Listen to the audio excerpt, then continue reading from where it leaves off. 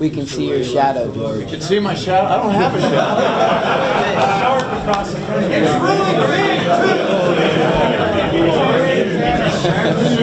Wow. Sign your shirt. Good morning, men. Good morning. Thank you for being here on time. Let's start with a check-in. Just kidding. Very happy that you men are here. In a moment, you'll meet the men that are going to give us this presentation. My name is George Durrani. I'm the chairman of the Mankind Project, and I'm very blessed and honored to have the opportunity to do this introduction. 2 years ago, Carl Greaser went to Stanford to continue his education around not-for-profits. In May of 2008, one of these men, and one of the men who was here last year, Matt Frazier, came to Tucson and visited with me and Carl and gave us some pretty important information. A year and a half ago, we made a proposal, the Mankind Project made a proposal to the alumni consulting team of Stanford and said, here's what we'd like you to help us look at. They agreed and prepared, and last year at this time presented what was known as Act 1. For those of you that weren't here last year, you're going to get the compressed version of Act 1 so that you can have the same context and information that the men here last year got. And then today you will hear what these men have been working on since May of 2009. These 5 men and one other man have been working every week. On Tuesday night, they've been gathered at the home of David Weinberg and have been working in service for the Mankind Project to bring us this presentation.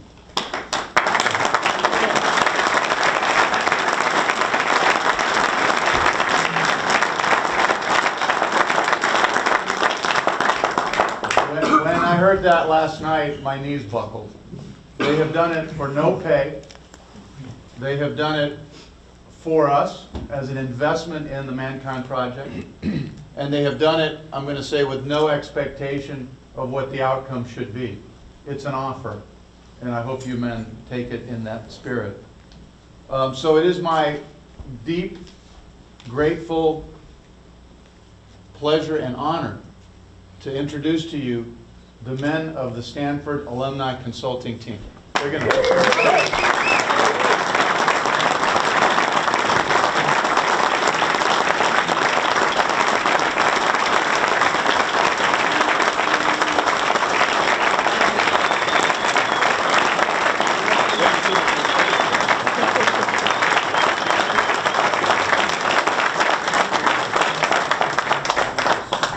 Thank you, man. We want to just briefly introduce ourselves so that you have some context for who we are. My name is Bruce Maxwell. I graduated from Stanford Business School in 1988. I initiated at Camp Augusta in April of 2006. I sit in the Scotts Valley Mountain Men I Group. My name is Knowing Panther. So glad to be here. And our fearless leader. My name is Ward Suppley, and I am a Stanford graduate as well, of course, class of '95. I'll leave it at that. My name is David Weinberg. I'm a Stanford Business School grad, class of '82. I initiated at Camp Augusta with Bruce in April of 2006. My animal name is Powerful Mountain Gorilla who basks in brilliant white light. And I sit in the Mountain View I Group in Northern California, also known as Naked Penis. Nuclear penis.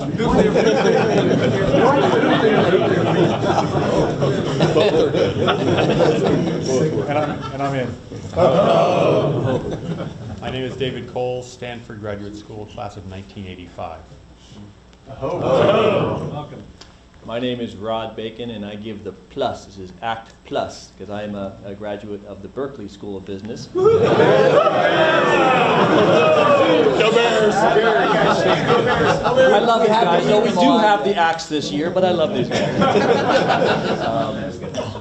I initiated in November of 2007 in Camp Augustus. My animal name is Cobra.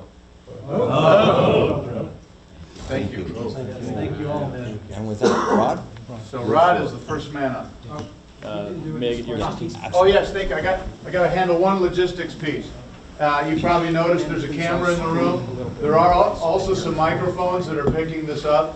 So this is going to be recorded so that other men that aren't here can see it. We've set it up so that the backs of the heads are going to be filmed other than the men standing up here. If you do engage in the question and answer part of the morning, just know that your questions will be recorded.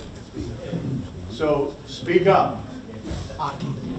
Yes, there was one other man who was on the team who is not here today, and his name is Aki. I just want to acknowledge him also. Thank you.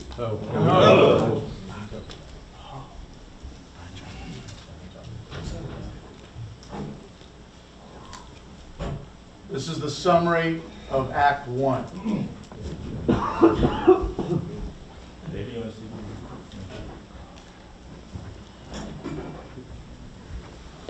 For those of you who were here last year, this presentation was done by Matthew Frazier and Bruce. Down one button. Okay, so this is just a background slide. I'm not going to go over this.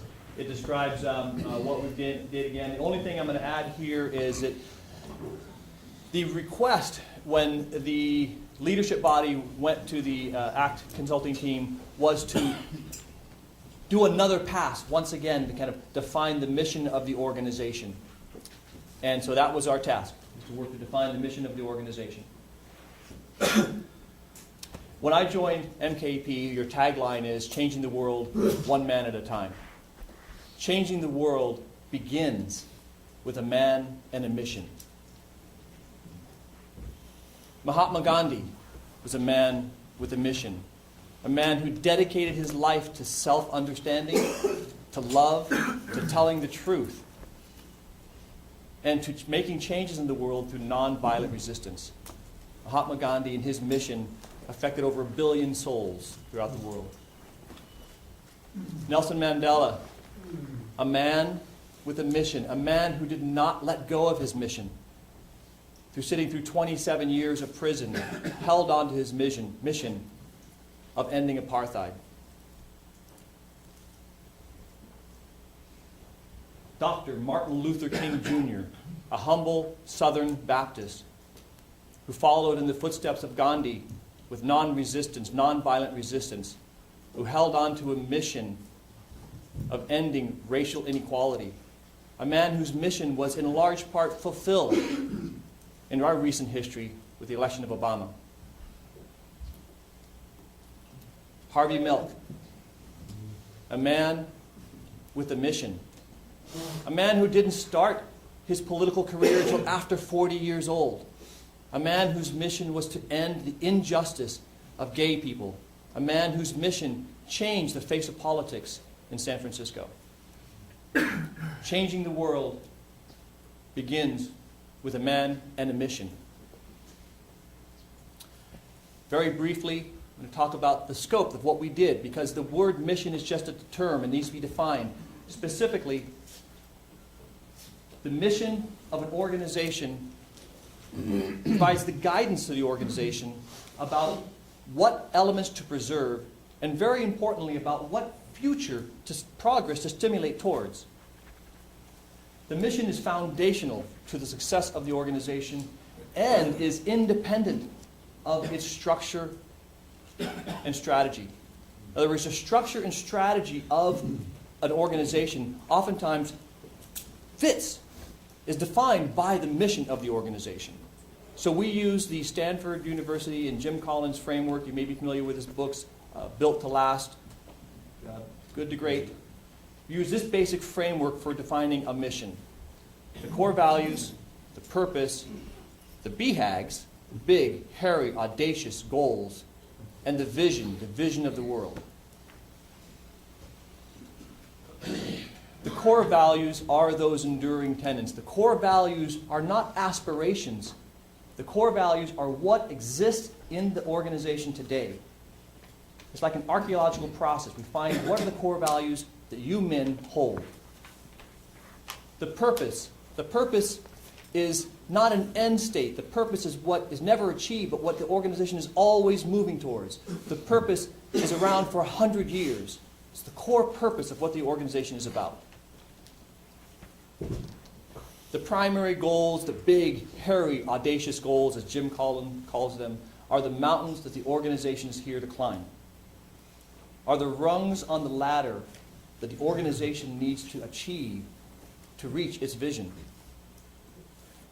And the vision is a vivid description of the world, how the world is going to be different if the organization achieves its big, hairy, audacious goals.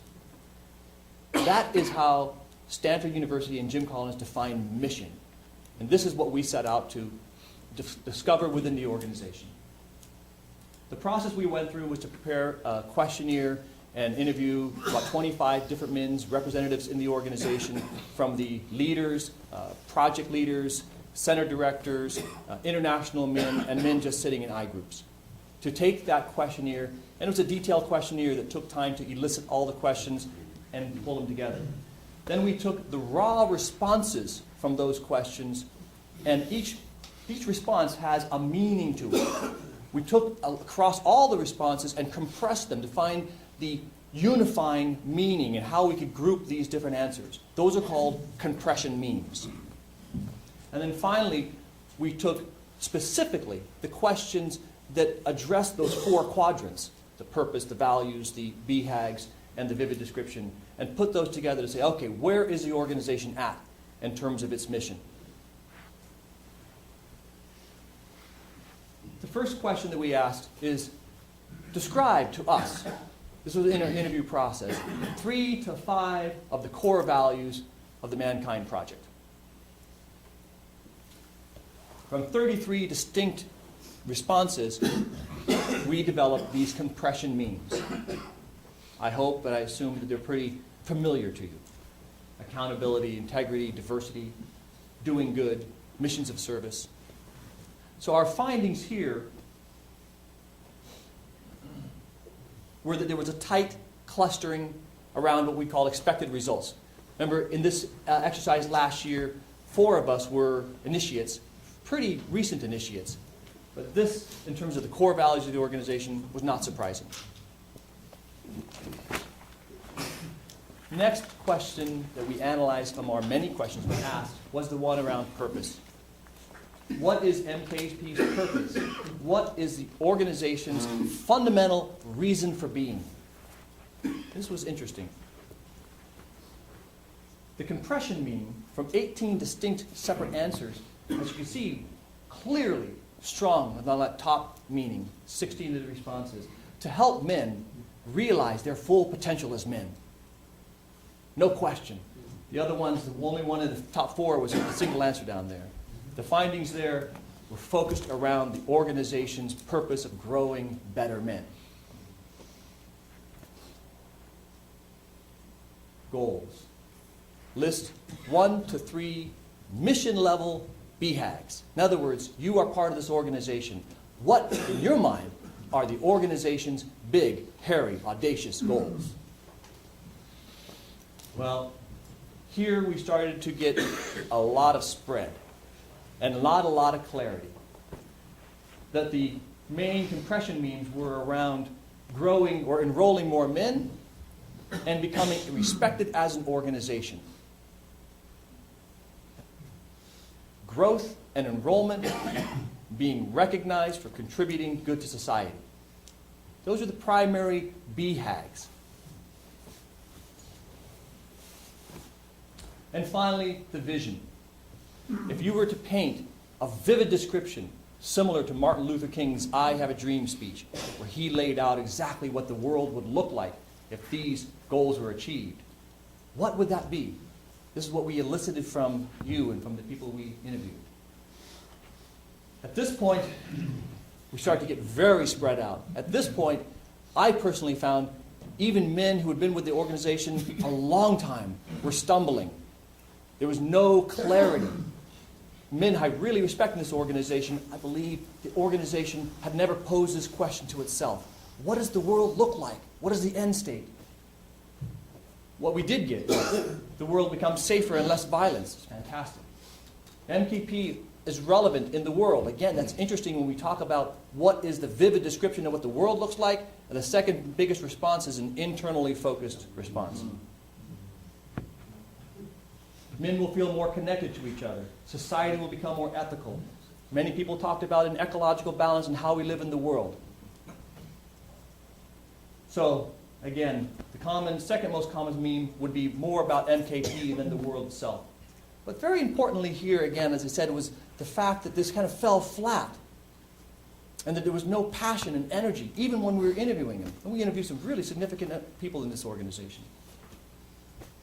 So, we took these findings and we took them to George, Carl, Martin, and our findings were basically that, one, yes, MKP has a solid grasp on what its core values are.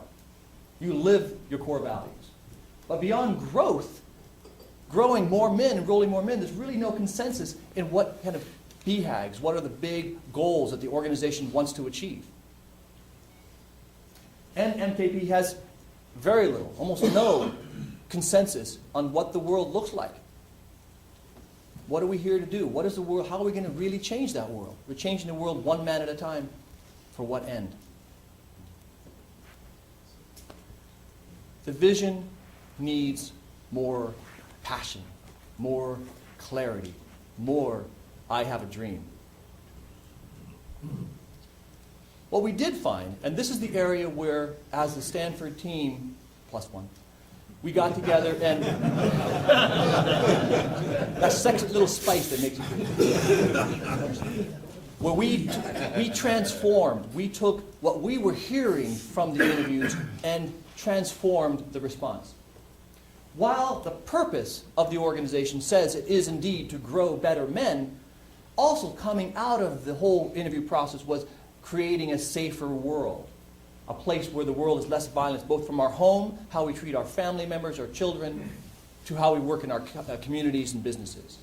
The result is that growing better men is the means towards creating a safer world. So the transformation that we took was that new warriors create safety, not violence. And that purpose, that 100-year enduring purpose, to create a safer world for all. So we met with the leadership team that engaged us in this project in December, and we shared with them our findings, strong core values. Here's what we think the purpose really might be instead of just growing better men. And we said that in the areas of these BHAGs and this vision, guys, there's just really not a lot there. And that's an important part of mission as defined by Collins, when a mission is larger than the structure of the organization. And we said, where do we go from here? They asked us if we would step in and take a stab at defining what some BHAGs might be, if we would take and craft, if we could, what we saw the vision being, that vivid description. And reluctantly and very humbly, we said, we'll give it a try. It's not necessarily ours to do. It's your organization, and we're here in active service. And of course, there's some resistance and fear on my part about stepping into that kind of significant role. But it was an ask, and we're here to serve. So this now is our articulation of the vision as an offering to you. The core values of the organization are clear: accountability, authenticity, community, service, and inclusivity. The purpose is to create a safer world by growing better men and supporting them in their circles. There are many ways to describe what a better man is. Many words we can use: authentic, full potential, the sacred masculine, lots of different words. But what we do know is we know when we see a better man, we know what that is. We know what it looks like.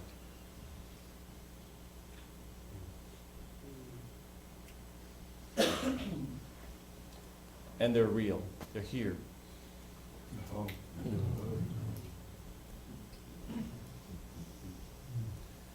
The vision and the BHAGs. When we, back up. When we started to think about describing the vision, one of the starting places for that conversation was what is the state of the world, or what is the vision of the world that is abhorrent, that we cannot accept, that we do not want to support. My vision of that is we cannot support a world where a man is beaten by 6 men and left by the side of the road to die. We cannot support and live in a world where there are senseless wars and acts of violence against our brothers. We cannot support and live in a world where violence is done to our children through non-action. But we can, and we do, support living in a world where a single man can stand up against injustice.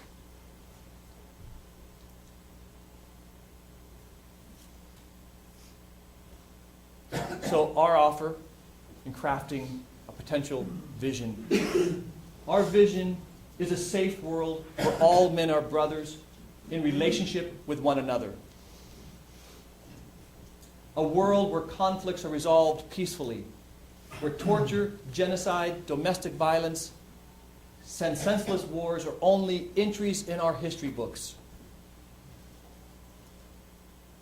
Where men are fully accountable and take responsibility for my decisions, for our decisions. Where men stand tall and proud to be seen as men, secure in their role and deeply committed to nurturing one another, their families, their community, and their planet. So that, again, is our offer to you as an articulation. The next, then, is the goals. Taking a look at the organization and our interview of other men in the organization, what are potentially some big, hairy, audacious goals that we can go through, that we can accept? 1, within 30 years, build a body of men 1 million strong, sitting in circles, making the world a safer place. We're 25 years old now. 42,000 men have gone through this system. 30 years further, can we make it 1 million? In 20 years, establish an MKP community in every city in the world that is home to 1 million men or more. That is only 160 cities in the world. We're in 40 of them now. In 20 years, can we go into another 120 cities? Yes. In 15 years, have this organization achieved international recognition on par with Doctors Without Borders? And in 10 years, develop and deliver an internationally recognized curriculum for mature masculinity for all stages of every man's life, from boyhood to elderhood. So these were some BHAGs that we put forth. But again, as we described earlier, a mission is not limited by the capacity of an organization, but the organization needs to be able to step up and transform in order to make and achieve the missions. In order to do that, we've established that there's a couple base camps that need to be met, a place from which the organization can start to grow. Base camp 1, this organization needs to agree upon a corporate structure and build a foundation for organizational capacity. There's no way to reach those other BHAGs unless the organization is willing to grow. And if it's willing to grow, it needs to accept a capacity, an organizational structure that can allow that growth. And Base Camp 2, absolutely, this organization needs to develop a sustainable business model that funds the professional staff, training programs for all men of all ages, research and development, scholarships, and creates a permanent MKP endowment of $10 million by the end of 5 years. So that's our challenge to you in terms of a base camp from which this organization can propel itself and move forward to those BHAGs to thus create a vision of the world. And that, changing the world, begins with a man and a mission. And this is a fantastic, awesome, powerful organization. And this organization developed from a mission, 3 men. That's why we're here today. And that's why I'm here today. So in service with an offer, this is Act 1. Thank you very much.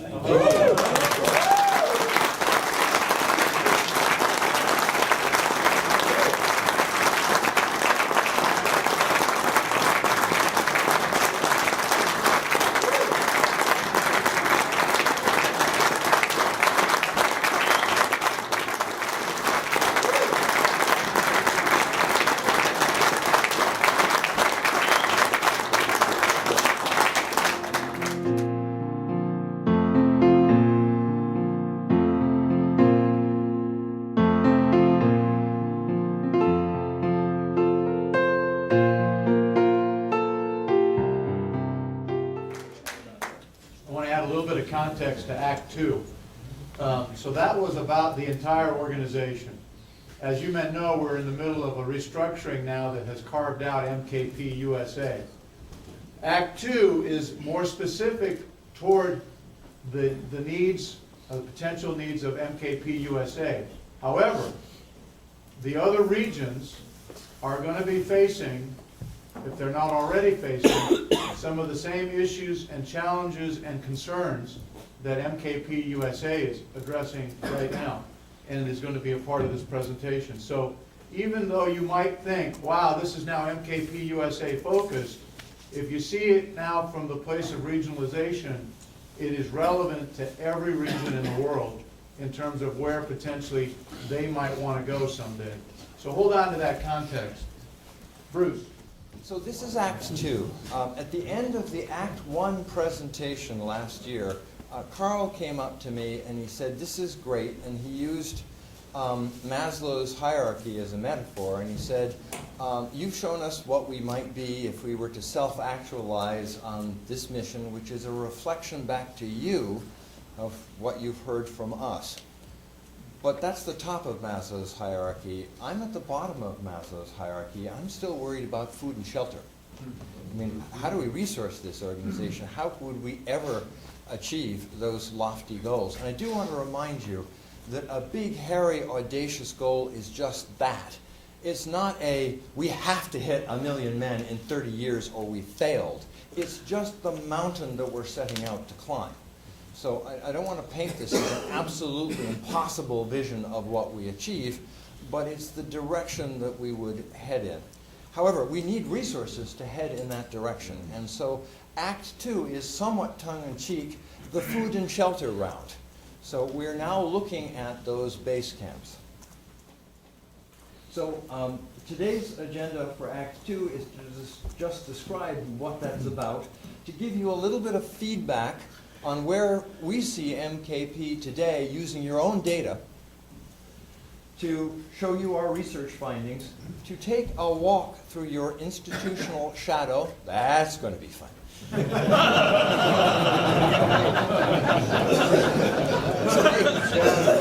make some recommendations, to show you some case studies. Because it's one thing for a bunch of us to just stand up here and say, you know, do this. But we'd like to actually show you some examples of organizations that have actually done this. And then to leave you with some final thoughts. So with that, Rod, we've gone through these big, hairy, audacious goals, and they are absolutely big and hairy and audacious. We know that this organization has not necessarily signed up to these yet. I understand that you will be voting on these, so at some point we will know whether or not these actually serve you.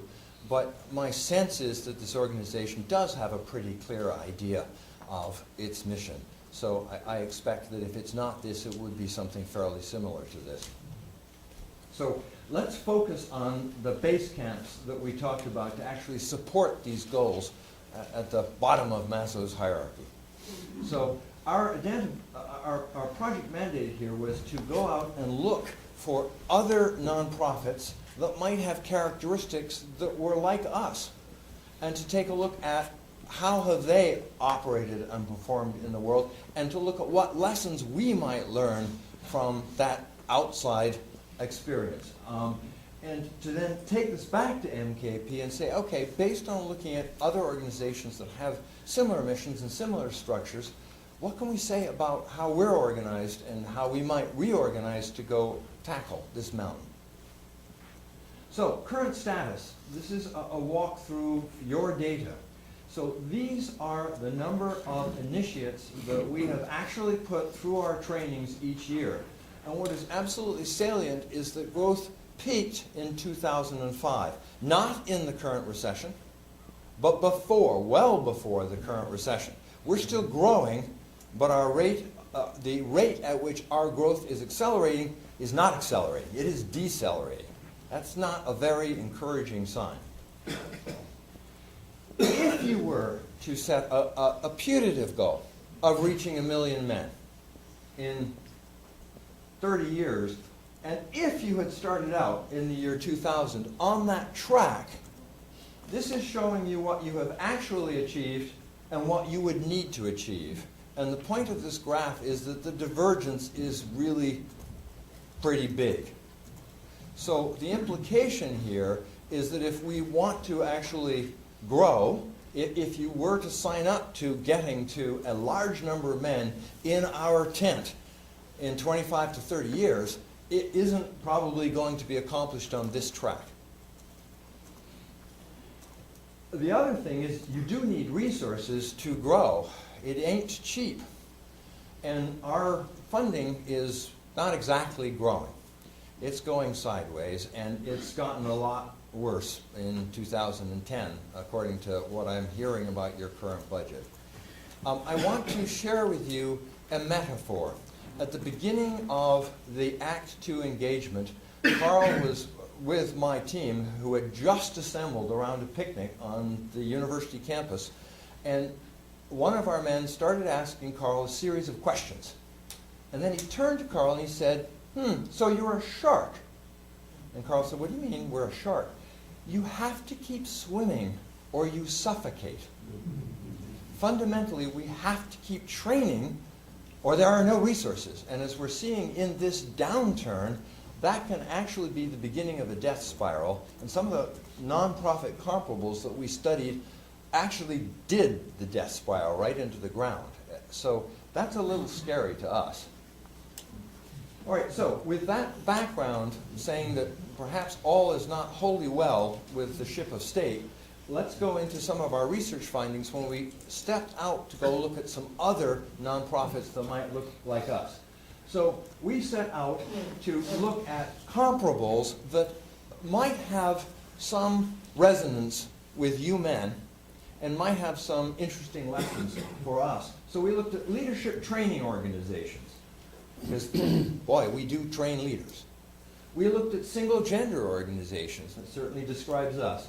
We looked at fraternal organizations because there is a strong element of community and brotherhood in MKP. We looked at those organizations dedicated to raising consciousness because that's clearly a mission of ours. We looked at spiritual organizations, faith-based organizations, because there is a strong spiritual component to this community. And we looked at classic member-based organizations, organizations that are built around having a membership and interacting with that membership. And there are many ways of defining membership. We'll get to that. But so I'm not going to go through the details of all of this. And ultimately, this presentation is up there on your website and is freely available for you to look at. But we did a deep dive. We went out and we talked to their executive directors. We went out and we talked to their boards. We went out and we talked to their founders. We also tracked down rank and file members who had been there a long time and had seen regimes come and regimes go. We went through their financials. We asked a whole series of hard questions. We had a 3-page questionnaire. And it was unbelievable the extent to which the men and women in these nonprofits stepped up to share what they had with other nonprofits. We work in the for-profit world largely, and it's a fiercely competitive dog-eat-dog world. In the nonprofit world, men and women absolutely reached out their hand and said, if you're doing good work in the world like us, we want to help you. And we really got some deep sharing from them. So, Without going through a whole bunch of story about the individual comparables that we study, we want to compress what we learned down to a few succinct slides. Successful nonprofits build a brand identity. Now, those are words from the commercial world. We heard them again and again from the nonprofit world. No matter what side of the spectrum you are on, people have by and large heard of the NRA and the Sierra Club. They know who those people are. They know what they stand for. They have a strong brand identity with the general public, and unsurprisingly, are pretty good at attracting support. They create a rich relationship with their members. This is actually a key point. Their members know who they are. Their members believe that their interests are being supported. Their voice is being heard. And there is constant interaction between the organization and its various functions and organs and the members that support it. It's a dialogue. All right, another thing that we found is these organizations have learned to shuck and jive quite rapidly. They have an intelligence, what's going on, decision, let's do this, action, let's execute cycle. And it's fast because the world changes a lot and they need to adapt. Finally, they all had sustainable funding models. That's an oxymoron. That's just Darwinism in action. Another thing that we found, which is not going to be terribly popular to every man in this room, but without exception, we found that the successful nonprofits were highly centralized, and the unsuccessful ones were highly decentralized. That is a very common theme that came up. They had a full-time professional headquarters staff. They had strong central decision-making authority, and that was about speed, the ability to react quickly. And they had one budget. That one budget kept coming up again and again. And the key to that is they could concentrate resources. So this isn't a political statement, it's a biological statement. These organisms had learned to concentrate resources so that they could invest in their own growth. They could invest in their own eggs to seed their own future and grow. What a single centralized organization bought these people was the ability to invest in their own futures. They also, and we really want to drill down on this, the fundamental bedrock of what made a successful nonprofit work was this member relation cycle. And we heard this again and again. You have to know who your members are. Who are your natural supporters? Who's in your court? In our case, who are the people we train or the people we want to train? Communicate with them. Tell them what you stand for. Tell them where you're going. Tell them what you want to accomplish in the world. And then serve them. If that mission that you are setting out to accomplish in the world is going to resonate with a certain group of men and women, then do it. Give them that perception that they are being served by your organization. Because ultimately, that allows you to enroll them. The men and women who you serve are going to ultimately be engaged enough with the organization that they will say, I believe in your mission, I support you, and it's only at that point that nonprofits say, okay, please support us. How will you, how can you help us further the mission? That's not the first question. That's the last question. All right, so with that background, so we're not going to pull any punches, guys. This is tough love time. So, all right, so our assessment of you as outsiders is you have very weak brand awareness. The general public doesn't know who you are, and to the extent that they do know who you are, they don't know who you are. They think you're a cult. We are absolutely a shark. 64% of our revenues come from training. And every comparable that we looked at that had done that, every single one, either had imploded or was in the process of imploding. You've got 29 now, I believe. Decentralized 30, okay. You've got a lot of centers. And you've got these little pockets of energy, these little pockets of calories in that biological metaphor, which makes it extremely hard to concentrate fat for rainy days, for ovaries and sperm and the other things an organism needs to replicate, reproduce, and grow. Your critical decisions are made at Glen Ivy in an intelligence decision action cycle that's annual. In today's world, boy, that risks being left behind by the pace of events. You have no economies of scale or scope in these little penny packets. One of the things that we are really going to urge you is that you need to do classical marketing.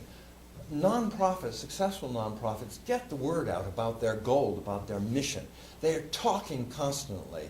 It's a communications job. But you can't afford 30 separate communication hires. It just isn't going to work.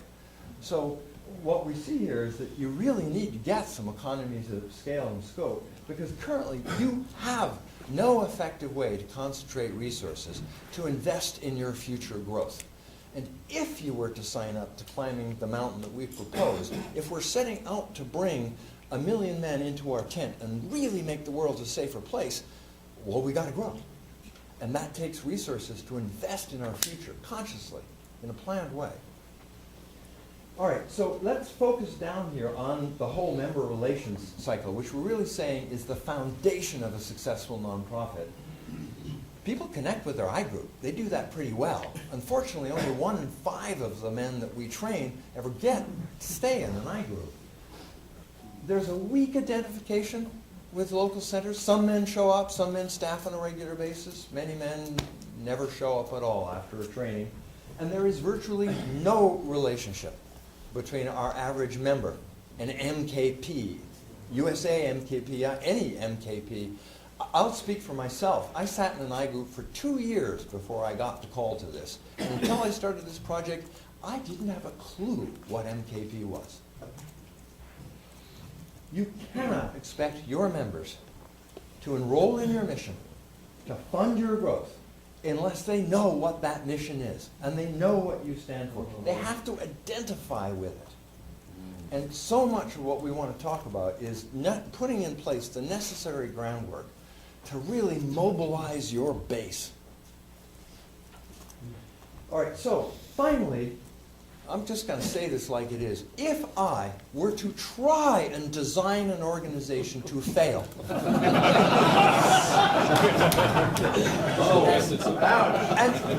and it's a testimony to the strength of the spirit and the power of the work that you're still standing. But this sort of speaks for, so frankly, guys, we're worried, we're scared. We look at this and we say, you have all of the characteristics of the nonprofits that we studied that imploded. And you're highly volunteer-based, you're highly dependent on trainings. We look at the underpinnings, the foundations of your sustainability, and they could evaporate so quickly. It's scary. This is not a great way to run a railroad, let alone grow one. So we're basically saying that if you stay a confederacy, if you stay these little penny packets of calories, you're never going to be able to concentrate the resources you need, or do the planning you need, or achieve the economies of scope that you need to go. And that's really painful. But you kind of started out with the wrong structure.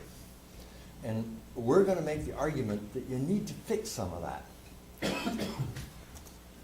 So now, I want to take a walk through shadow. Which one? Let me just begin by trying to buy a little personal credibility here, because when I walk through another man's shadow, I am absolutely making a judgment. And so who am I to make this judgment? So I want to tell you that I have studied this organization professionally for 2 years. I have crisscrossed the nation talking to you men. I'm just back from the Windsor to Detroit community gathering.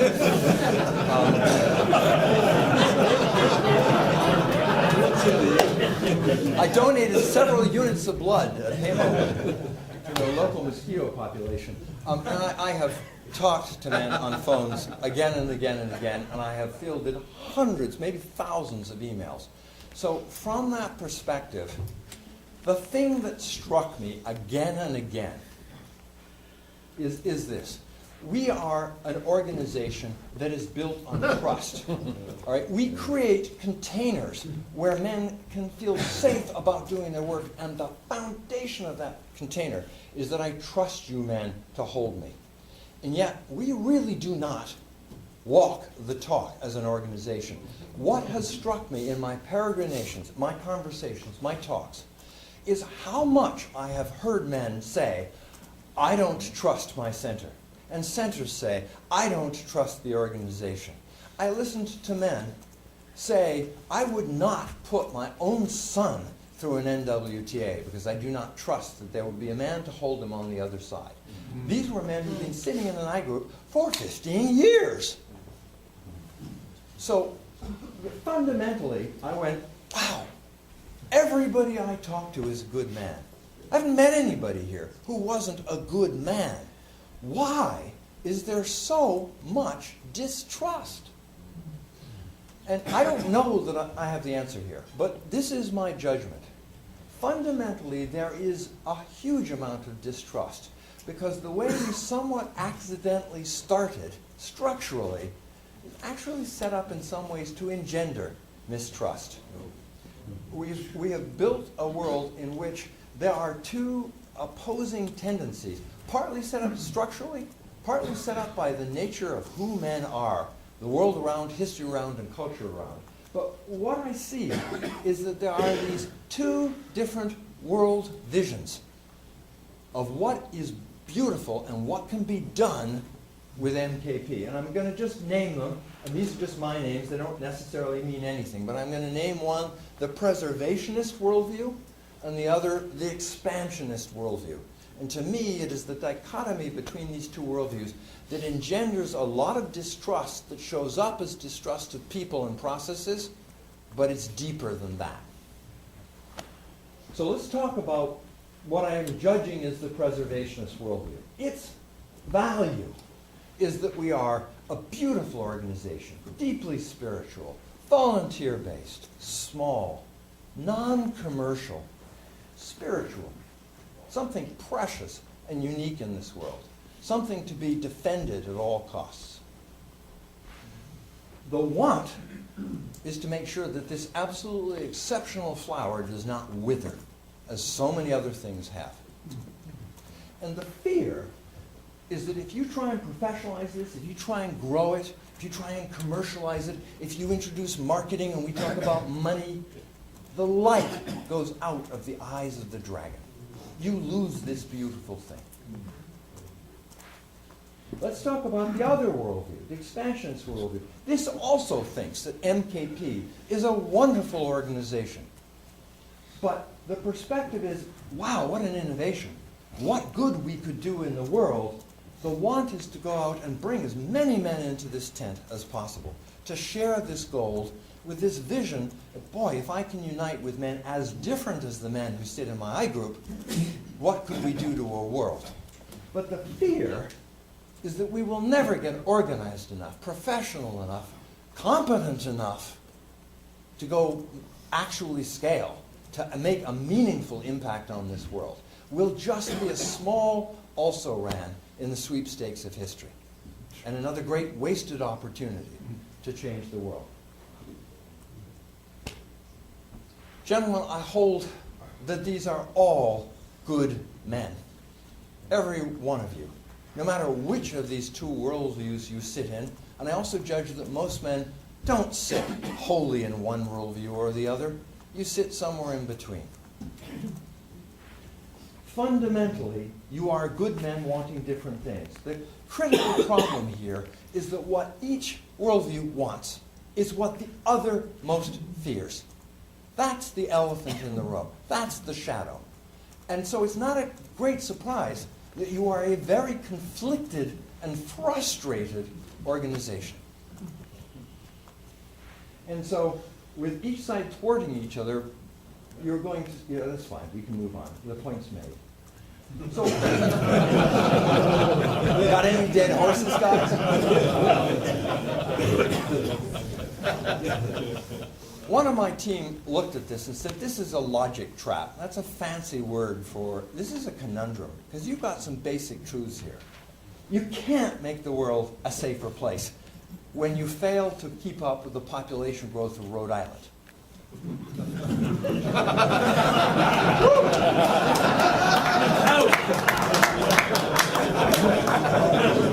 As we've just shown you, you're not going to exceed changing the world at a faster pace than the population growth of Rhode Island if you don't make some fundamental changes to your structure so that you can begin to concentrate your resources and start investing in your future. And we'll drill down on what we really mean by that shortly. The problem is that it is also true that you can't go and scale this organization to 1 million men without there being a legitimate risk that you lose your soul. As one man said to me at Windsor, Detroit, he said, I don't want Mackay groups. But at the same time, your own data and what we saw out of those comparables say you can't stay where you are without actually risking your future. So you've got some fundamental contradictions, some fundamental conflicts, and a bit of a catch-22 here. So we do believe that in some sense this is a defining moment for your organization, because with the creation of MKP USA, you have a moment of plasticity. You have a moment where you might actually change something before it gets set in concrete. We'd also argue to you, though, that bigger than just this one opportunity, you really are at that crisis of adolescence, at the boundary of adulthood. That this is actually a pretty natural breakpoint for this organization. All right, so let's do a little bit of carpet work with MKP. So what's the guts work here? So how badly do you really want to make the world a safer place? What are we willing to sacrifice? What's at risk? And is it possible that these two tendencies that have frustrated each other within this organization so long actually deserve the freedom of their own voice? Is it possible that maybe you should consider going your different ways?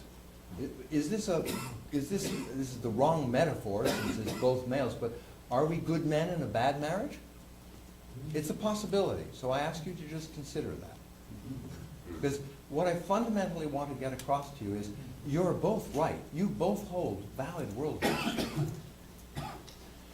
And it is also axiomatic in American history that honorable men can agree to disagree. Sometimes they go their separate ways, a house divided. Sometimes they unite, despite their differences, and live together under one roof. All right, so these are our summary recommendations. And my teammate, David Coles, is going to now do a deeper drill down. But fundamentally, I'm going to kind of telegraph our punches here. We are recommending that you guys go to one budget, not 30 little calorie pockets. One big budget that can concentrate calories and invest in planned growth. Because you're never going to get to 160 cities if you don't plan some of that. Put your finances on a solid footing with a sustainable revenue model. That's the basic BHAG. No more, oh my God, we got to slash the budget again. That's not a recipe for survival, let alone growth. Expand your headquarters team to bring in two critical functions, shouting out to the world that we're here and we have gold to offer. And also working on bringing in support for that mission. You don't have that. Every nonprofit that we studied, everyone had that. It's just a striking anomaly. And then fund actually building that member relations cycle, because, gentlemen, you are not as strong as this leadership body. You are as strong as the men willing to follow you. We need to enroll them. We need to mobilize that base.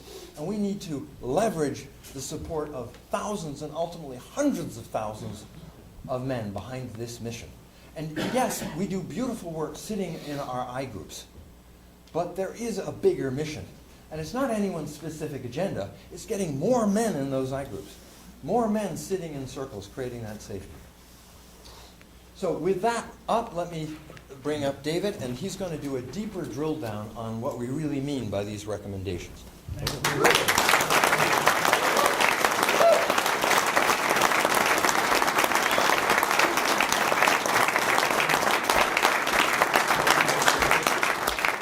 David. After Bruce's excellent earlier remarks, he's asked me to follow up with largely a repetition of things that you've already deducted or heard from the prior observations, the things that we think this organization should do. And I can see after the bio break, you're all here and most of you are smiling. Let me take you back to your shadow. In 1856, Abraham Lincoln, in running for election to the U.S. Senate, said, "A house divided itself shall not stand." And as we all know, he lost the election. 5 years later, the country entered into a civil war, and that was largely based on a flaw that was designed into the structure of the Union, giving a lot of autonomy to the states, or a sense that they had autonomy, and making it not clear how much they had at the very inception of the country. And as Bruce pointed out so ably, we think that there is a flaw here. We think you've got an organization where you're paddling a canoe and may sign up for really ambitious goals like those that we've identified in the Act 1 project. But each center director and their team has a paddle and the autonomy to go where they will with that paddle. And if the project itself has a paddle, it is a very small one. And if they are the coxswain for the boat, they have very little authority to order the paddles to move in a synchronous and unified direction. And that's what's needed if you want to be successful. We do recommend that you look into seriously centralizing the budget. Let one organization collect all the funds and then redisperse them. Make sure you can trust that organization, but do it that way. It psychologically recenters you as one mankind project, one unified group of new warriors, and gets you positioned so that you can move forward. You can accomplish great things in that way.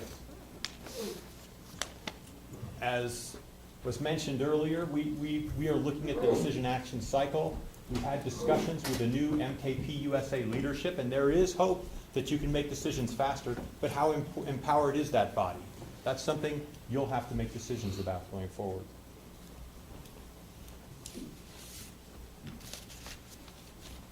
In order to do these things, you need revenue.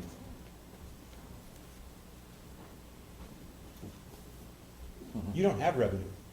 You're a 25-year-old organization with 42,000 people who've been through the training, with 8,000 people active in I groups, and compared with any other organization of similar size out there, your financial statements are pretty bleak. It's not a good picture. If you add up the financials of all of the centers, it looks more encouraging. But again, that's the source of the problem, because the centers' interests are not always aligned with the project's interests. That's what you need to correct. If you don't have resources, what do?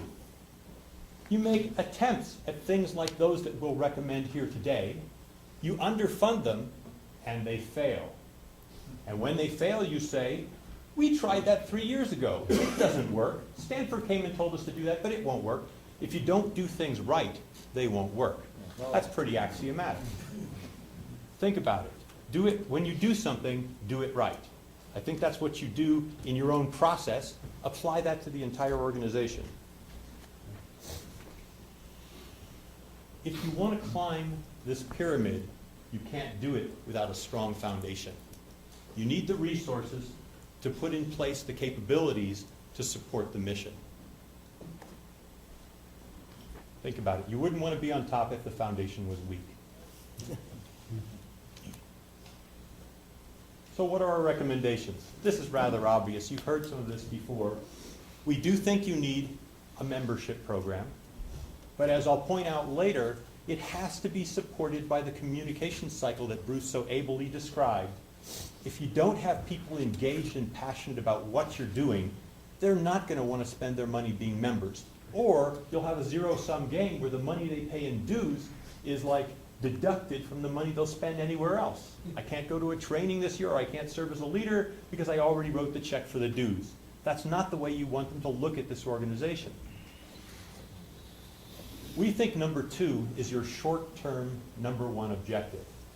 Think about who in this community, or who people in this community are connected to, that could understand the passion and the mission that you have and see value in it and help you step up. You've got a chairman's campaign going right now. That might be the answer. Or you could create some kind of a major gifts donor campaign where you use your volunteer force in one last push to bring in enough money to get this thing started. I'll say more about that later. We do think, as Bruce, again, did a good job of alluding to, that there are many other opportunities to create IP here. You focus, if I might be so bold as a non-member, or non-member, I guess is a good way to put it.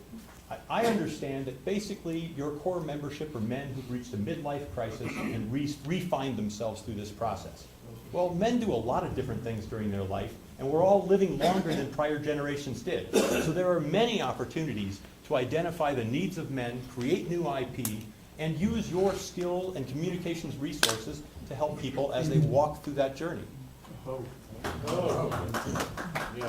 The last one is a special passion of Bruce's, so I want to put another spotlight on him. Many men sign up for a mission of service, to do something really extraordinary for the world based on their own passions.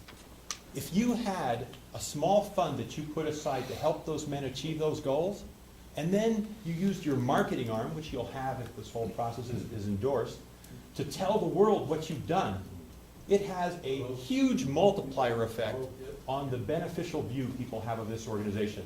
We'll talk about brand later, but this is a major way to reinforce your brand, to take credit for good works. And if you've got good people who want to do good works and you help them, you deserve that credit.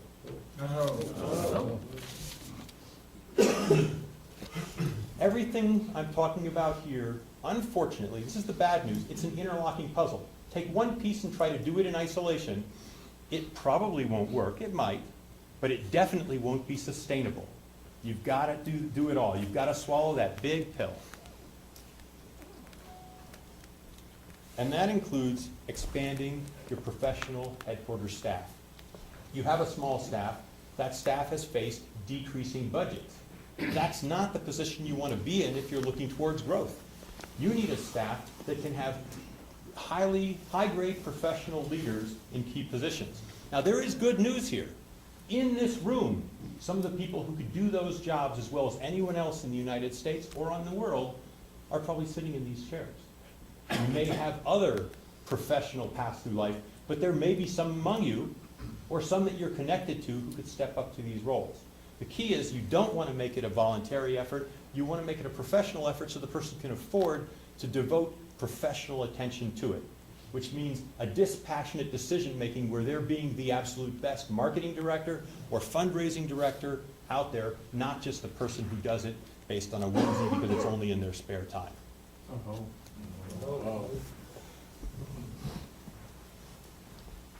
What do those professionals do? The single most important thing is number 2 here. Build that communication cycle. Because I will challenge you and tell you my observation, which could be wrong, based on our 8 months of working on this project, is you really don't know across your 42,000 members what passions drive them.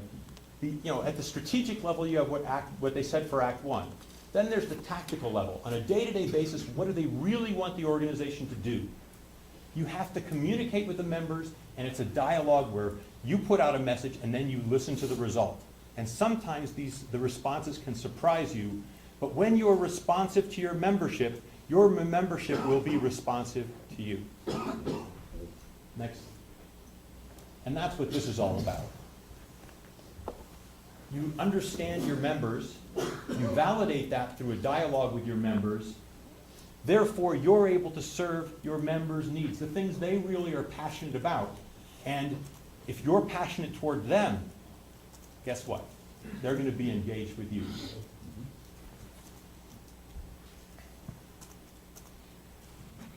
There are a number of you here who are in the leadership who at this point are shaking their heads and saying, yeah, right, okay, this is all a pipe dream because there are no resources to do all these wonderful things. Guess what? You're right. Absolutely right. If you don't have the resources, you can't step up to change this organization, to centralize it. That could be an administrative decision. It won't matter. It won't really add up to enough money unless you create the professional headquarters staff. So what do you need to do? You need to get the cash in the door, either through the chairman's program or through the major donor campaign.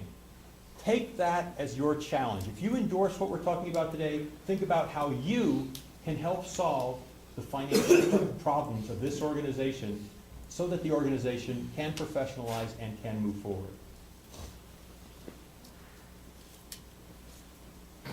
What about professionals? Bruce talked about the risk of losing the soul of the organization. And a dispassionate professional will not have the soul of a volunteer who comes in and only does it because they're passionate about it. That's true. But professionals add something else. They don't replace the volunteer force, they add something different. They're an institutional memory, they serve a specific functional task, they do that the best that they can, and they do it on your behalf, and guess what? They work for you. So you tell them what they should do, and they do it in a professional manner. Professionals are consistently used across the successful nonprofits for this reason. Marketing. Bruce did a nice job of creating an image of an MKP with a brand that was weak, questionable, specious, misunderstood. I came up with a concept for this of my own, even though we have to admit, as part of this effort, we did not do a study of the Mankind Project communications programs or of the MKP brand.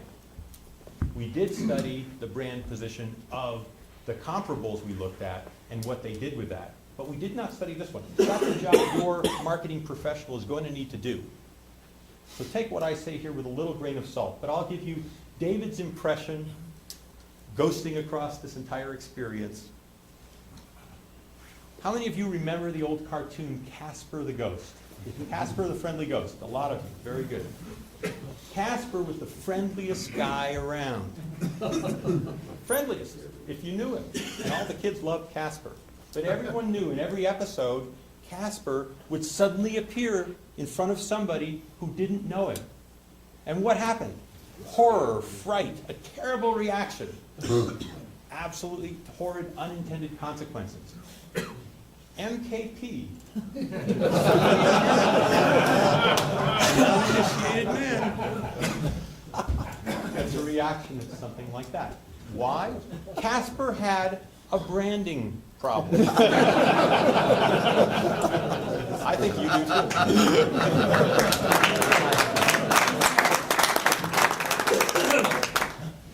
If you don't share the outside world's view of this brand, get passionate about it. If you believe this is a good organization, you need to show it. You need to shout it out.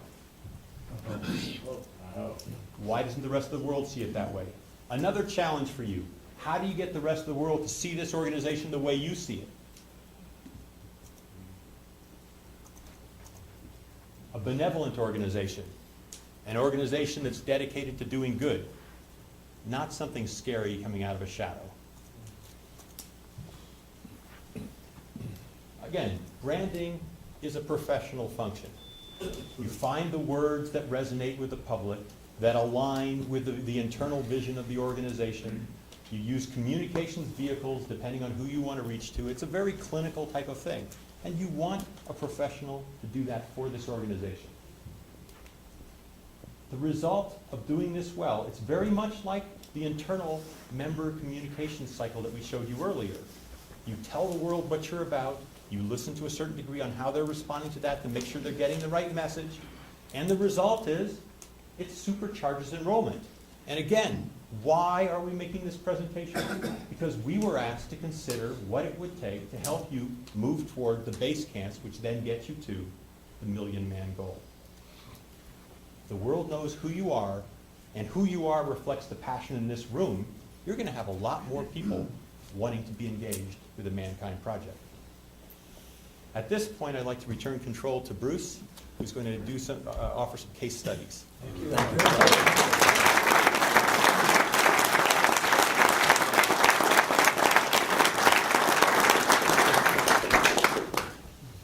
All right, so let's take a look at some real-world examples of what's out there. There were 2 institutions that we studied out of the 18 where we went, wow, that's really interesting. And that we want to show you because what they showed us was hope. Because these are really big mountains to climb, and these are really big changes to consider. So we want to show you some other organizations and what they've actually accomplished, because we found it pretty inspiring. So we want to talk about MOPS International. These are all beautiful babes. They also happen to be all recent mothers. MOPS is Mothers of Preschoolers. When you are a mother of a preschooler, often a first-time mother, you are giving to your husband, you're giving to your newborn or very young infant.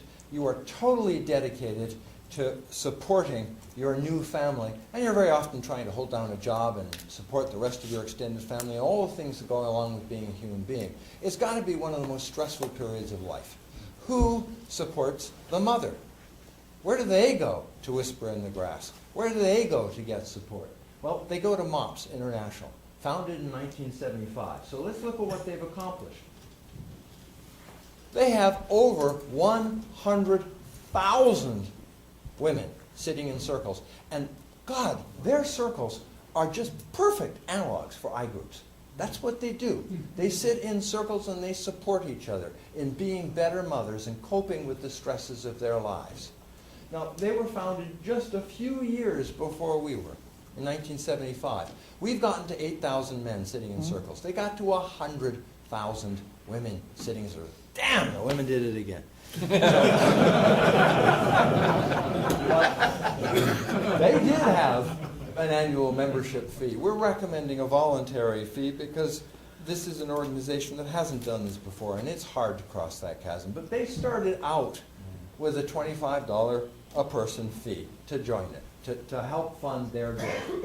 And they also chartered, it was an interesting concept, they charter their MOP circles every year. You want to be a MOP circle again? Recharter. They achieved revenues of $6.5 million. That's a lot of money. It's about half coming in from the membership and half coming in from donors who really respond to what they're doing. Many of the donors are also members. They're getting some help from some foundations. They're getting some help from some very well-heeled individuals who really believe in their mission. But they've got a real budget. And what struck us is that using these revenues, they're supporting 42 paid professionals. On top of 100,000 women sitting in circles, they've got 42 paid professionals. And this is a hybrid model. And we'd recommend a hybrid model for you, because that volunteer passion at the ground is so important. But those 42 professionals support 3 regional coordinators who support a whole bunch of area coordinators who support a whole bunch of local volunteers. And those local volunteers act as seed crystals for their iGroups, as mentors for their iGroups, and as support for their iGroups when they get in trouble. They have this whole infrastructure that's kind of like our visiting magician, but it's very well organized, and it's volunteer-based at the bottom. I'll use another analogy. Let's take the Red Cross. If you look at the Red Cross, it's chartered by Congress. I mean, it couldn't get more bureaucratic. Massive, big governance body and a whole bunch of professional organs. But at the bottom, the feet, are all volunteers. When Katrina happened, the people who got on planes equipped by all the professionals, trained by all the professionals, but the feet on the street were all the volunteers going off and doing it.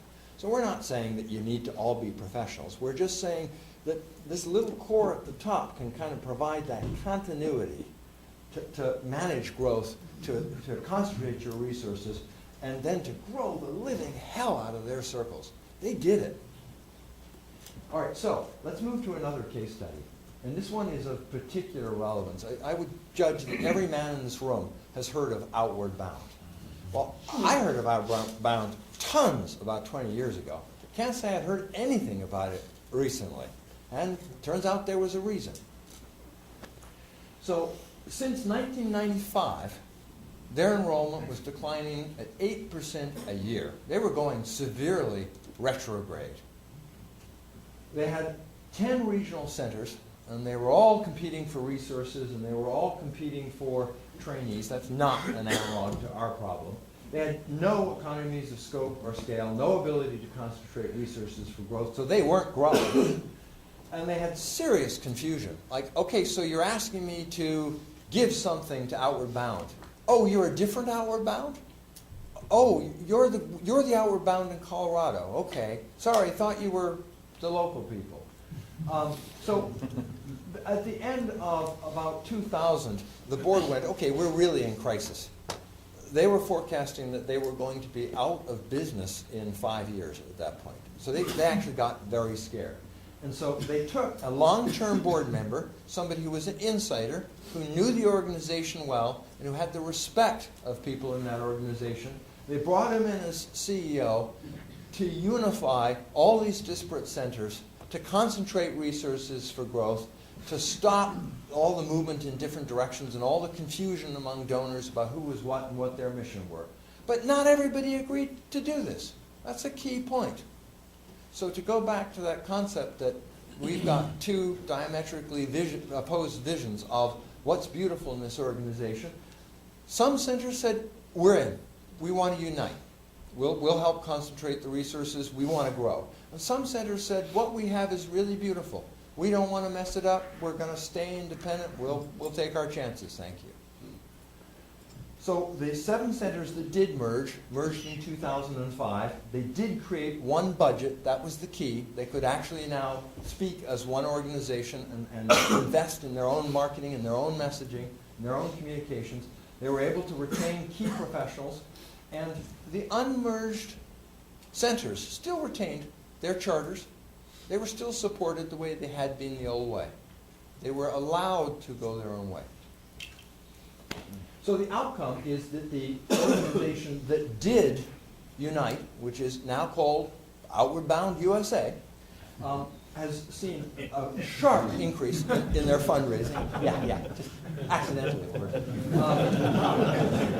They have now got a national marketing campaign, and they sharply boosted enrollment, and now enrolling 70,000 people a year. Wow. That's really, changing things. They cut their infrastructure costs when they went from all those disparate centers. They cut them sharply. They freed up a ton of resources for growth. And they put in place a board and a governance process that allows them to make decisions every month. So they're adapting. When the recession came, they adapted very quickly. They made the necessary structural and staffing changes to adapt to a sharply changing environment. And they have also told us this was not easy. This was really painful. They lost some good people doing this.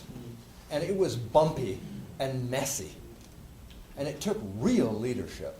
Let's drill down on that. What they told us, and we will make available a 30-minute interview with the CEO who drove this, was 70.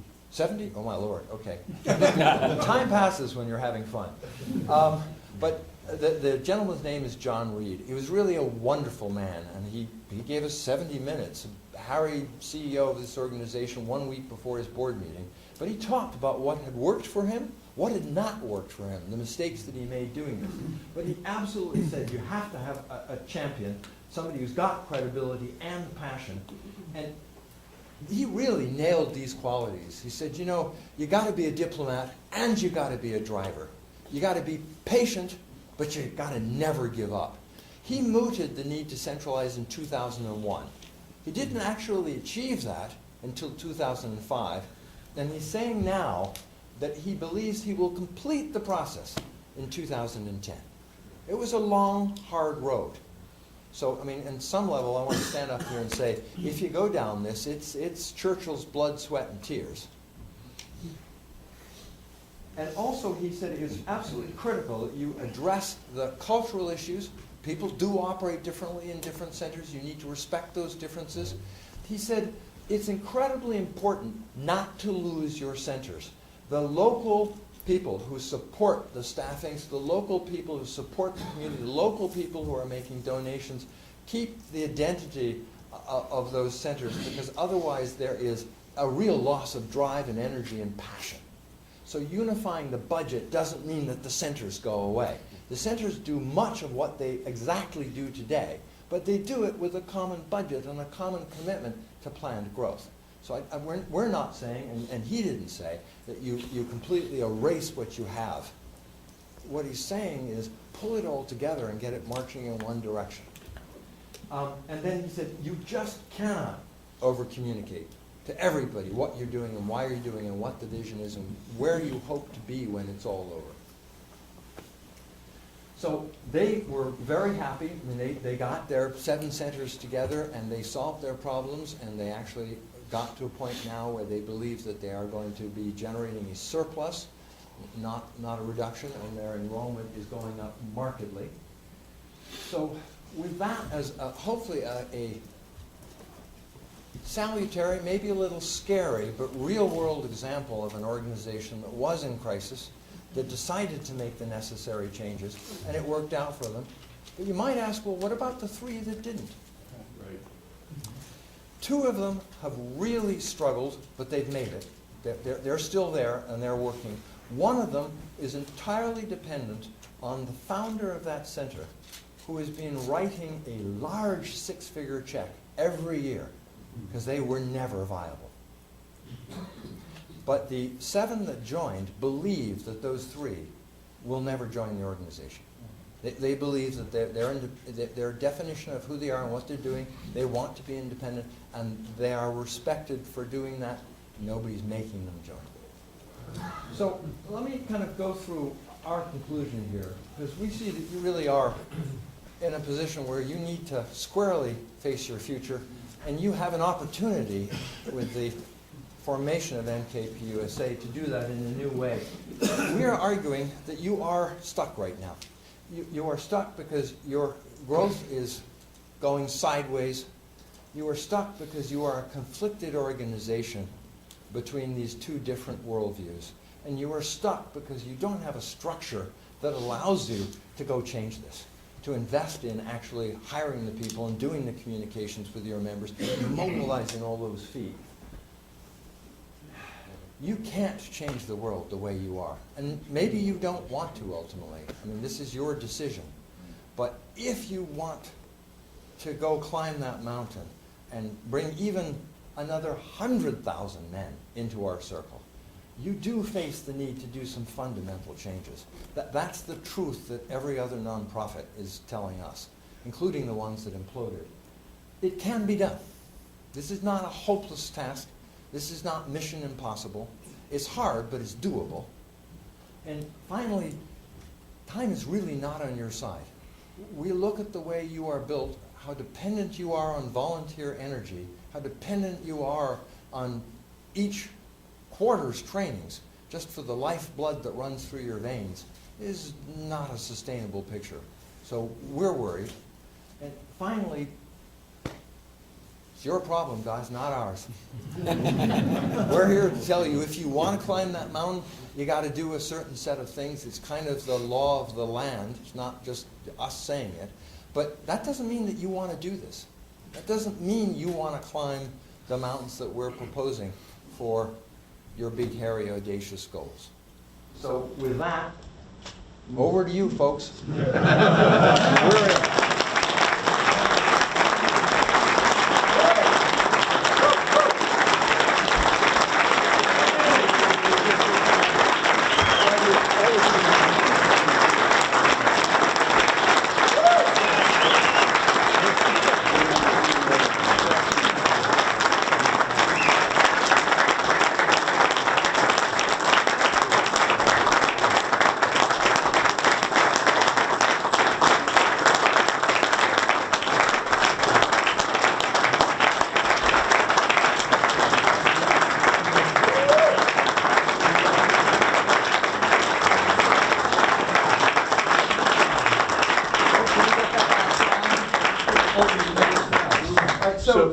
Yeah, we have time for Q&A, so let's go right there. Yeah, we have one more slide, so just to break the tension, that was a fairly heavy set of... That's us. There we go. So wanted to give you the opportunity to give us your feedback. We actually originally had a firing squad up there, but we didn't judge that might somewhat inappropriate.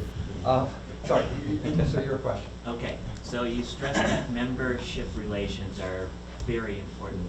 Do you have any recommendations or comparables that you could speak of? Yeah, Ward, do you want to talk about AARP? Yeah, that's what, should I stand up? So we can hear. Oh, yes. Actually, when the questions are asked, can you stand up and face the room? I should face the microphone. Oh, So, membership relations are important, and they stress that very strongly. What are some recommendations or comparables that they might have or know about? So Bruce turned to me because I was the one tasked with speaking to those nonprofits identified as being ones which really focused on member relations.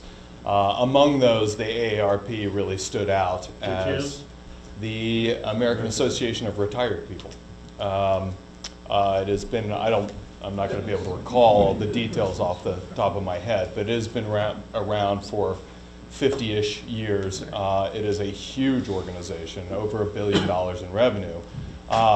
So from the perspective of size and how it operates in other dimensions, it's not a great comparable. However, in terms of its member relations cycle, we thought it was very appropriate. They're at the level of engagement with their members and their prospects that the person, as an example, with whom I was speaking over the phone, said, well, we send out, when somebody turns 55, we send out 9 letters. We don't send 8, we don't send 10, but we ask them once, we ask them again and again and again, up to 9 times until they join, because we've done the data analysis to determine that 9 is the optimized number for us and our prospective membership, and they communicate different points in their communications to these prospects, and I took that as a great indicator of the level of analysis that they've done to determine what their communication should be, what their patterns are, and how they engage with their membership. So, to make a much too long answer shorter, the AARP is probably the best comparable that we came across in terms of that particular cycle that we referenced. You won't get 9 letters from the chairman this year, I promise you that. And just a couple other things about AARP. They relentlessly survey their members. They know every single one of them. They are database masters. They are constantly sending out questions and asking the membership to give them feedback. They're listening all the time. They run focus groups continuously to actually bring members in live and talk to them about what is and isn't important to them. They also serve them.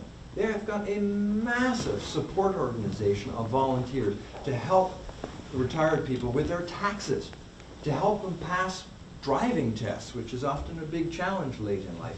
They enroll members to serve other members in a whole bunch of ways that improve their lives, and they have a massive lobbying arm in Washington, making sure they get a chunk of the federal pie for programs that are aimed at people at retirement age. So, I mean, boy, every single one of those pieces of the loop, they are all over, and a good chunk of their resources go into this.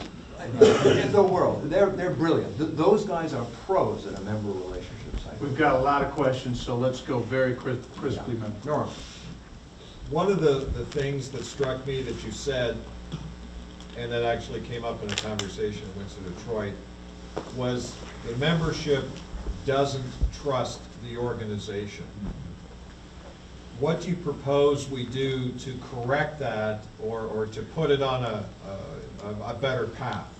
I'll make this personal. When I went to my own iGroup and said, would you guys be willing to commit to a contribution to a membership program, half the men in the room said no. I don't know what MKP stands for. I don't know what they're going to do with the money. I don't understand the vision. Why would I contribute?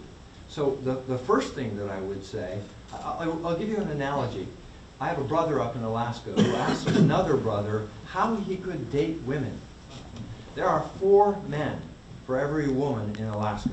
The first advice that my brother gave is, go where the women are. So how do we engage our members? We go where our members are. We go talk to them. We can email them, we can call them, but they need to see our faces. MKP as an entity needs to start showing up at community gatherings. You know, it needs to engage with the centers, needs to be totally supportive. At every level, we need to be trusting each other, trusting the process, and talking to our people, because ultimately our existence hinges on serving the people who are enrolled in our vision, so that the people who are enrolled in our vision will help us achieve it. We can't get there alone. We've got to talk to them, Norm. I mean, it's really pretty simple. Sir, way in the back. Marshall. Bruce, to get the train out of the station, what are the 2 things that we should do in 2010? Sir. The 2 things you need to do are seed funding to get this going. You need to start building the foundation, and then execute on the membership relation cycle. Get that moving. Yeah, absolutely. You can't get where you're going to go unless you have some seed money to prime the pump on that membership line. You need to at least crank it a couple of times. The analogy we use is you can't expect to reap a harvest if you haven't plowed first. But somebody's got to stake you to a plow. In the sweatshirt there, sir. Thanks, Bruce. What are we offering men for their annual dues? Nothing. Absolutely nothing. This is a key point. There are 2 forms of organizations in the nonprofit world. One of them, like AARP, is really dedicated to serving their members' individual needs. The what's in it for me. I'm going to get this service and this service and this service, and this is great. AAA is a pretty good example of that. I mean, you just get a whole bunch of services, and it's a nonprofit corporation dedicated to the needs of people who drive. There is a whole second set of nonprofits. They're not about serving you as an individual. Those nonprofits are about serving your vision of how you want the world to be. So Doctors Without Borders doesn't provide services for anybody here, right? They're down in Haiti. But men support an organization like that with a different set of agendas. David Carr actually said this really well to me. He said, this isn't about what we get. This is about what we give. And I judge that for this organization, that's the right model. Handing out tchotchkes and caps, and that's not our message. Our message is, we helped you change your life. Help us bring the next man into the tent. How do we get that message to the men who aren't here? You do it by having a marketing communication cycle and a member relations cycle. But we need the money. It's the Agreed. chicken egg. It's totally chicken egg. And guys, one of the things I can say about the nonprofit world, one of the things that major foundations truly love is leverage. So if you go to them and say, I don't need you to support me every year, give me the seed capital to make a major change in my game. Foundations do like that. That's a particularly healthy act. Can you moderate this question? Yeah, King? Yes, I'm curious. Firstly, we pay attention to what's happening in the room, and I'd like to just pay attention to the fact that there is an enthusiasm to this plan, because it does seem to provide answers to a lot of very important questions. And isn't it true, though, that your plan creates, by its perspective, which is a corporate perspective, the duality that you suggest, the preservationist and the prophetic, or whatever you would call it? The expansionist. Right. This discussion is extraordinarily narrow, which is ironic given that its remedy is for something quite large. And so if I agree with your assumptions, everything makes great sense. But we're not assuming that you agree with our assumptions. Right. Yeah. So what do you say to those of us who are, I don't want to say that I'm not trusting, but I am afraid that this really good idea will define success as you've defined it, which from my point of view is exceedingly corporate and patriarchal and not necessarily how I live as a volunteer on the ground. King, that is an excellent question. So let me try and address that from the heart. Let me begin with the statement that I don't know whether these two worldviews can live under one roof. The OB, when I talked to John Reed, the CEO of OB, about the preservationist worldview and the expansionist worldview, he said, oh my, I mean, he took to that like mother's milk. He knew that conversation cold. And I really want to honor that preservationist tendency. I mean, I think there's a piece of all of us that recognize that we don't want to lose what's special about this organization. And I don't want to tell you that if you embark on this, you don't risk losing that. I would be a fool and unrealistic to say that. It's a real risk. So no sugarcoating there, King. What I will say is I judge that this is an organization of amazing people and that we train leaders. And what do we say about trust in our I groups? What's the one thing we always say about trust? Trust the process. Thank you, man. Trust the process. So if you are distrustful of this path, and I know many men in here are distrustful of this path, and I'm arguing that you are right to be concerned about the risk of losing our soul. My stake to you is then get involved in it. Make sure we don't lose our soul. Put in the checks and balances. Make sure that the process by which we get there is a clean and a whole one. And as we well know from our own political world here in the United States, you have to hold your professionals accountable. Absolutely. Doesn't mean any of that goes away. But there is another choice, Kim. The other choice is you say, I really don't trust. I like what I'm doing now. I'm not going to put it at risk.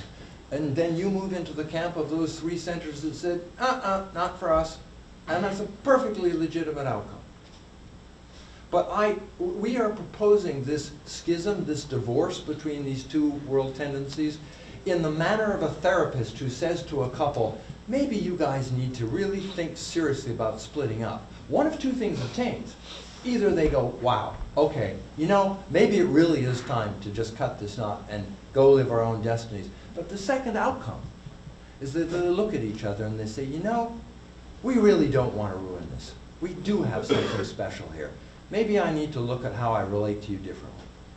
And we hold that other outcome also. And I just want to add, if I may, one comment as well. I appreciate the question very much, and I hear a lot of depth in that question. And I think we are in an evolving world with multiple ways of achieving certain goals. I mean, you can look at just the change in things in Wikipedia and the different ways that organizations are building themselves today. So I think it's, at face value, part of what I'm hearing King Mott say is that, yeah, this was a Stanford project, a research project. And what we did is we built it based on an assumption, the first core assumption that, all right, some BHAGs are presented. If the organization chose to go out in the world and make a big impact, then what would be the structure and some pieces needed if that were to be the desired goal? Then second of all, the if was designed by looking at nonprofit organizations that faced similar challenges and what they did. Does that mean that that is the only way and shape it has to take form? No. But this is our findings, and we found a number of nonprofits that needed to centralize, bring their budgets together, and achieve significant goals. Others have died.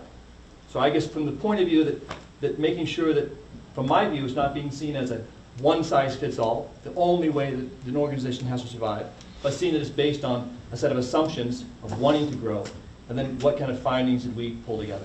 But there's other really unique ways of organizations coming together and achieving results as well. King, does that answer your question? I mean, and that question needs to be asked and asked and asked and asked. Right. I would like to challenge the organization to professionalize in a good way. Thank you, David. Nice. So there are a lot of hands up, men, and I'm aware that we're down to about 6 minutes. That is a hard stop because we've had to negotiate for the 2 hours. So I'd like to keep the questions crisp and the answers as short as you can make them. Let's get as many answered here. I also want to state that my team is here for a good part of the day, and David and I are here for and Rod are here for as long as we need to be here. So we would welcome further questions and further feedback. This is not the end of your chance to engage with us or hell with each other on this topic. Thank you, Ben. Let's see, yeah, you've had your hand up for a long time, sir. Yeah, it's more a statement than a question. Then I'm very sad that I couldn't laugh with you when you gave some jokes and so on. Underneath that, I'm very sad to see in your, as I understand I am with you with your foundings, sad that I see that you're talking about MKP USA with 28 centers. As MKP for me today, there are 30 centers today in USA, but 11 centers out of the USA. And it's like, what I see, it's like the shadow you mentioned is inside your presentation, being inside looking. And my fear underneath that is that we're going again on your presentation in a USA, another way, colonization way to go out. Now, this is an absolute key issue, and thank you for raising that point. We put MKP USA all over those slides because we know that OUS has won their independence and that they're going their own separate ways. And let me talk about the comparables for a second, because it's going to base where I'm going to head here. With one exception, of those 18 comparables, 17 had done what you have done. They spun off their international affiliates. They all came to the conclusion that that was a better way of being, that localization was so important, that connection with the local community was so important, that the differences between cultures were so important, that they didn't try and hold on to a single global organization. So we would actually endorse the structural changes that you just made to leave OUS out. And that was very specifically why we are only making these recommendations to MKP USA, because what we saw in the comparables was decentralization internationally and centralization domestically. And that's the mission. So that's a crucial distinction. Does that fit for you? Does that work for you? That doesn't mean that these issues aren't relevant to the rest of the family. Dan? Yes, I'm getting the impression that preservationist means we stay small, and expansion is the only way to get big. And under that, centralization, greater centralization, is the only way to expand. Did you seek out and find, and I hear you acknowledge your work is primarily in corporate arenas, did you seek out and find the decentralized models of especially movements that are successful? We did try to find decentralized movements that were successful. We couldn't find any. How did you define that success? Well, okay, so let's talk about. That wasn't the primary objective of our research study. Our No. findings around the centralization were an outcoming of the individuals of the 18 organizations that we did research. And because prior to this, at the end of Act 1, there was a large discussion about the spider and the starfish and looking at different models of evolving and organizations growing today. So again, I guess my point is that the findings that we presented today are not end all to every way any organization particularly has to grow. And if the organization, this body, chooses to continue to do that research or engage in another project to kind of figure that out, or do the maturations for that for another 5 years or so and figure that out, or maybe 5 months, I don't know, that's within your domain. Okay, so this actually raises a really critical point, and so Dan, thank you for asking this question. David reminds me that one of the comparables that we didn't look at formally, but I actually called up the director, was AA, which is an organization that has grown massively and decentralized. They don't even know how many members they have. They don't have a member relationship cycle in any conventional way. They think they've got about 2.9 million members, and they've got a tiny headquarters staff of 80. However, what they say, and I believe that this is true, is that they are a highly viral organization. Men know, or the people around men know, when it is time to go into AA. Our problem is men don't know when it's time to become emotionally literate. Which raises the question of the marketability of what we've got. Hang on, Billy, let him answer. Well, so this is the key point. If we were, this is such a key point, if we were a truly viral organization, then we wouldn't need to centralize. That's clear. The problem is that we are not a viral organization. We've proved that now. All right, we've been in existence for 25 years and we've reached 42,000 men. That is not a definition of virality. So fundamentally, we have to go out and tell men why they want to join us. It really does require outreach, Dan. So the point we're making is, without centralization, where do the funds for outreach come? Where does the common message? Where does the common brand identity? Where does the common public awareness of where to go? You can't get there with that. So it's not that there aren't other comparables that have done it a different way, but they have this one fundamentally different characteristic from us. And I'd love to engage you in a larger debate offline about that, because it's a reasonable question and a reasonable contention. Man, we are at time, and I've seen a lot of hands up.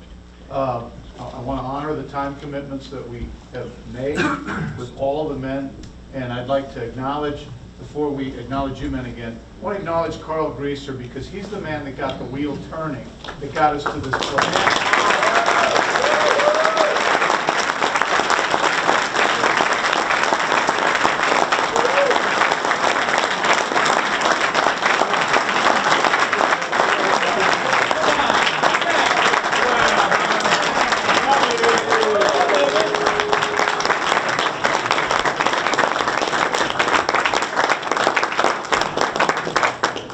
Carl, and one more round of applause for these men.